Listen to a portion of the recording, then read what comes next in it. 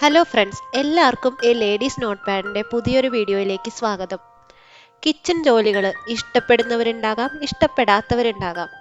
Cooking ഇഷ്ടമുള്ളവരാണെങ്കിൽ പോലും ഒരുപാട് സമയം കിച്ചണിൽ ചെലവഴിക്കുക എന്ന് പറഞ്ഞാൽ എല്ലാവർക്കും അത് ബുദ്ധിമുട്ടുണ്ടാക്കുന്ന കാര്യം തന്നെയാണല്ലേ. അടുക്കള ജോലികൾ വളരെ പെട്ടെന്ന് തീർത്ത് അടുക്കളയിൽ ചിലവഴിക്കുന്ന സമയം കുറയ്ക്കുന്നതിനുള്ള 5 ഇഫക്റ്റീവായിട്ടുള്ള മാർഗങ്ങളാണ് ഞാൻ ഇന്നത്തെ വീഡിയോയിലൂടെ നിങ്ങളായിട്ട് ഷെയർ ചെയ്യാൻ പോകുന്നത്. അപ്പോൾ വൈകിപ്പിക്കുന്നില്ല, നമുക്ക് വീഡിയോയിലേക്ക് പോവാം.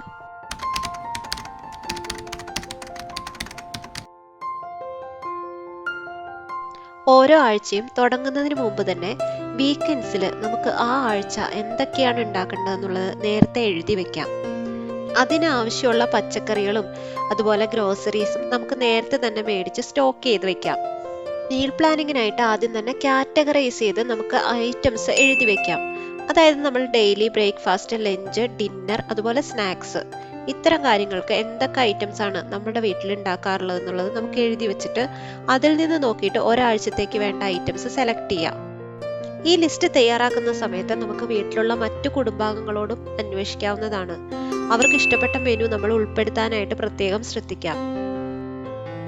ഇത്തരത്തിൽ തയ്യാറാക്കുന്ന മീൽ പ്ലാനുകൾ ഇതുപോലെ ഡയറിയിൽ എഴുതി വെക്കുകയോ അല്ലെങ്കിൽ ഓരോ ആഴ്ചത്തേക്കുള്ള മീൽ പ്ലാൻ പ്രത്യേകം ഓരോ പേപ്പറിൽ എഴുതി ഫ്രിഡ്ജിന് മുകളിൽ ഒട്ടിച്ചു വെക്കുകയോ ചെയ്യാം. അതായത് കിച്ചണിൽ നിന്ന് പെട്ടെന്ന് വിസിബിൾ ആകുന്ന തരത്തിൽ. വീക്കിലി മീൽ പ്ലാൻ ചെയ്യുന്നതിലൂടെ ഡെയിലിയുള്ള വെജിറ്റബിൾ ഷോപ്പിങ്ങും അതുപോലെ ഗ്രോസറി ഷോപ്പിങ്ങും ഒഴിവാക്കി അത്രയും സമയം നമുക്ക് ലാഭിക്കാവുന്നതാണ്.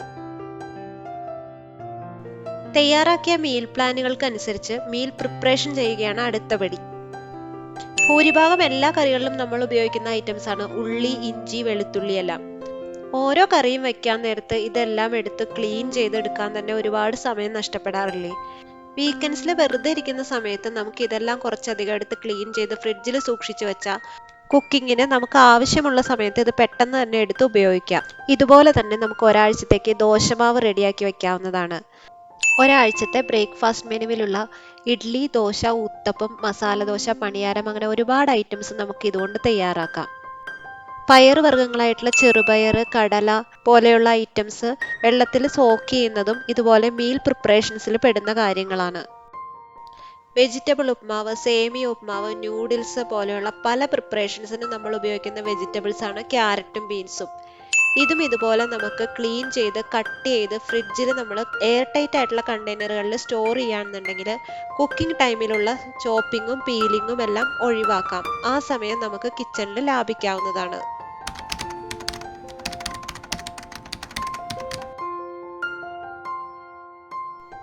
നമ്മൾ കിച്ചണിൽ ഫ്രീക്വൻ്റ് ആയിട്ട് ഉപയോഗിക്കുന്ന ഐറ്റംസ്, അതായത് ഭൂരിഭാഗം കറികളിലും ഉപയോഗിക്കുന്ന ഐറ്റംസ് നമുക്ക് പെട്ടെന്ന് തന്നെ റീച്ച് ആവുന്ന രീതിയിൽ ഗ്യാസ് സ്റ്റൗവിന് അടുത്ത് തന്നെ സ്റ്റോർ ചെയ്യുകയാണെങ്കിൽ ഒരുപാട് കുക്കിംഗ് ടൈം നമുക്ക് ലാഭിക്കാനായിട്ട് സാധിക്കും. ഇതുപോലെയുള്ള സ്പൈസ് കണ്ടെയ്നേഴ്സ്, അതായത് ഇതിനുള്ളിൽ 7 കമ്പാർട്ട്മെന്റ്സ് വരുന്നുണ്ട്. ഭൂരിഭാഗം കറികളിലും ഉപയോഗിക്കുന്ന സ്പൈസസ് ഓരോരോ കമ്പാർട്ട്മെന്റുകളിലായിട്ട് നമുക്ക് സ്റ്റോർ ചെയ്ത് വെക്കാവുന്നതാണ്. ഒരുമിച്ച് ഉപയോഗിക്കുന്ന ഐറ്റംസ് ആയതുകൊണ്ട് തന്നെ ഓരോ തവണ കബോർഡ് തുറന്ന് അതിൽ നിന്ന് നമുക്ക് എടുക്കുന്ന സമയം ഇതുപോലുള്ള മസാല ബോക്സുകൾ ഉപയോഗിക്കുന്നതിലൂടെ ലാഭിക്കാവുന്നതാണ്. ഗ്യാസ് സ്റ്റവിന് അടുത്ത് തന്നെ ഈ മസാല ബോക്സ് നമ്മൾ സ്റ്റോർ ചെയ്യുമ്പോൾ ഓരോ പ്രിപ്പറേഷൻസിന്റെ സമയത്ത് നമുക്ക് ഈ ഐറ്റംസ് പെട്ടെന്ന് എടുത്ത് ഉപയോഗിക്കാനായിട്ട് സാധിക്കും. ഇതുപോലെ തന്നെയാണ് മറ്റുള്ള മസാല പൗഡറുകളുടെ കാര്യവും. ഫ്രീക്വൻ്റ് ആയിട്ട് ഉപയോഗിക്കുന്ന മസാല പൗഡേഴ്സ് ആയിട്ടുള്ള മഞ്ഞൾപ്പൊടി, മുളകുപൊടി, ഉപ്പ്, ഇതെല്ലാം ഒരുമിച്ച് സ്റ്റോർ ചെയ്യുന്നതും ഇതുപോലെ തന്നെ കുക്കിംഗ് സമയത്ത് ഒരുപാട് സമയം നമുക്ക് ലാഭിക്കാൻ സഹായിക്കും. കുക്കിംഗ് ആവശ്യത്തിനുള്ള വെള്ളവും ഇതുപോലെ നമുക്ക് കുക്കിംഗ് സ്റ്റേഷന്റെ അടുത്ത് തന്നെ സ്റ്റോർ ചെയ്ത് വെക്കാവുന്നതാണ്. ദിവസത്തിൽ 2 തവണയെങ്കിലും നമ്മൾ ഉപയോഗിക്കുന്ന ഐറ്റംസ് ആയിരിക്കും തേയിലയും അതുപോലെ പഞ്ചസാരയും. ഇതും ഒരുമിച്ച് സ്റ്റോർ ചെയ്യുന്നത് സമയ ലാഭത്തിന് നമുക്ക് കണ്ടെത്താവുന്ന ഒരു രീതിയാണ്. ഫ്രിഡ്ജിൽ സ്റ്റോർ ചെയ്യുന്ന ഐറ്റംസും നമുക്ക് ഇതുപോലെ ഒരുമിച്ച് സ്റ്റോർ ചെയ്യാം. ഒട്ടുമിക്ക പ്രിപ്പറേഷൻസിനും നമുക്ക് ആവശ്യമായിട്ടുള്ള ഇഞ്ചി, വെളുത്തുള്ളി, പച്ചമുളക്, മല്ലിയില, കറിവേപ്പില, ഇത്ര ഐറ്റംസ് നമുക്ക് ഇതുപോലെ ഒരൊറ്റ ബാസ്ക്കറ്റിൽ ഒരുമിച്ച് ഫ്രിഡ്ജിൽ സ്റ്റോർ ചെയ്യുകയാണെന്നുണ്ടെങ്കിൽ പ്രിപ്പറേഷൻസിന്റെ സമയത്ത് നമുക്ക് ആ ഒരൊറ്റ ബാസ്ക്കറ്റ് പുറത്തേക്ക് എടുത്ത് എല്ലാം ഒരുമിച്ച് നമുക്ക് എടുക്കാവുന്നതാണ്. ഓരോ തവണ ഫ്രിഡ്ജ് തുറന്നടയ്ക്കുന്ന ആ ഒരു സമയം നമുക്ക് ഇതിൽ നിന്ന് ലാഭിക്കാം.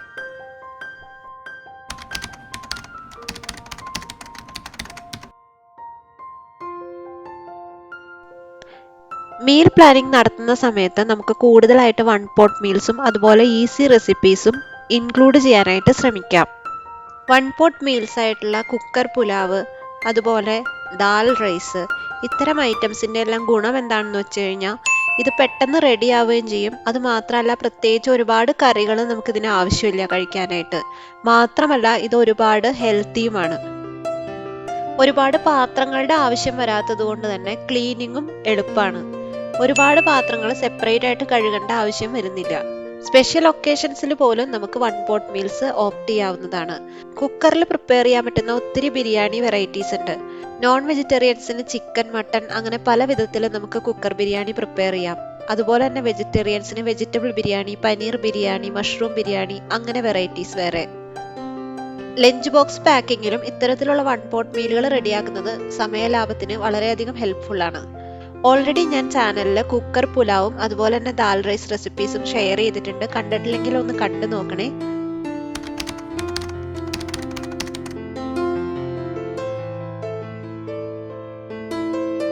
ക്ലട്ടർ ഫ്രീ ആയിട്ട് നല്ല നീറ്റ് ആയിട്ടുള്ള ഒരു കിച്ചൺ നമുക്ക് പെട്ടെന്ന് ജോലികൾ ചെയ്തു തീർക്കാൻ ഒരു മോട്ടിവേഷൻ തരുന്നതായിട്ട് തോന്നിയിട്ടില്ലേ?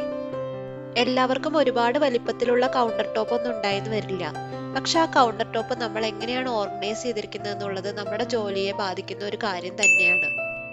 ഒരുപാട് ഐറ്റംസ് കുമിഞ്ഞു കൂട്ടിയിടാതെ ജോലി ചെയ്യാൻ കുറച്ച് സ്ഥലം വിട്ടതിന് ശേഷം മാത്രം നമ്മൾ കിച്ചൺ കൗണ്ടർ ടോപ്പ് ഓർഗനൈസ് ചെയ്യാനായിട്ട് ശ്രമിക്കാം.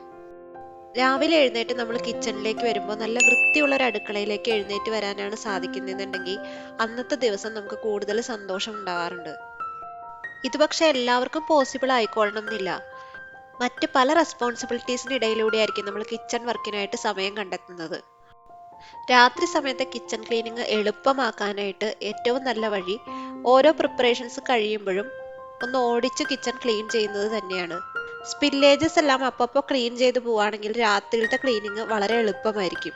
ചില ഐറ്റംസ് കുക്ക് ചെയ്യുന്ന സമയത്ത് നമുക്ക് അടുത്ത ടാസ്കിന് വേണ്ടിയിട്ട് വെയിറ്റ് ചെയ്ത് നിൽക്കേണ്ട വരാറില്ലേ? ആ സമയത്ത് നമ്മൾ അതുവരെ ഉപയോഗിച്ച പാത്രങ്ങൾ ക്ലീൻ ചെയ്യാനോ അല്ലെങ്കിൽ കൗണ്ടർ ടോപ്പ് ഒന്ന് ഒതുക്കാനോ നോക്കിക്കഴിഞ്ഞാലോ ആ ഒരു സമയവും കൂടി നമുക്ക് ലാഭിക്കാവുന്നതല്ലേ? കിച്ചൺ ഓർഗനൈസ് ചെയ്യുന്ന സമയത്തും എല്ലാത്തിനും ഒരു സ്ഥലം നമ്മൾ കണ്ടെത്താനായിട്ട് ശ്രമിക്കണം. അങ്ങനെയാണെങ്കിൽ ഓരോ ഉപയോഗത്തിന് ശേഷം നമുക്കത് തിരിച്ചെടുത്തു വെക്കാനുള്ള സമയവും ലാഭിക്കാനായിട്ട് സാധിക്കും. രാത്രി സമയത്ത് നല്ലൊരു കിച്ചൺ ക്ലീനിങ് റൂട്ടീൻ സെറ്റ് ചെയ്യുന്നത് രാവിലെ സ്ട്രെസ് ഫ്രീ ആയിട്ട് നല്ലൊരു ദിവസം തുടങ്ങുന്നതിനായിട്ട് നമ്മളെ ഒരുപാട് സഹായിക്കും. നല്ലൊരു റീഫ്രഷിംഗ് ഫീല് പിറ്റേ ദിവസം രാവിലെ നമുക്ക് ഇതിൽ നിന്ന് കിട്ടും. അന്നത്തെ ഡ്യൂട്ടികൾ വളരെ പെട്ടെന്ന് തന്നെ ഒരു ഡിലേയും കൂടാതെ തന്നെ തുടങ്ങാനായിട്ട് ഇത് നമുക്ക് നല്ലൊരു മോട്ടിവേഷൻ നൽകും.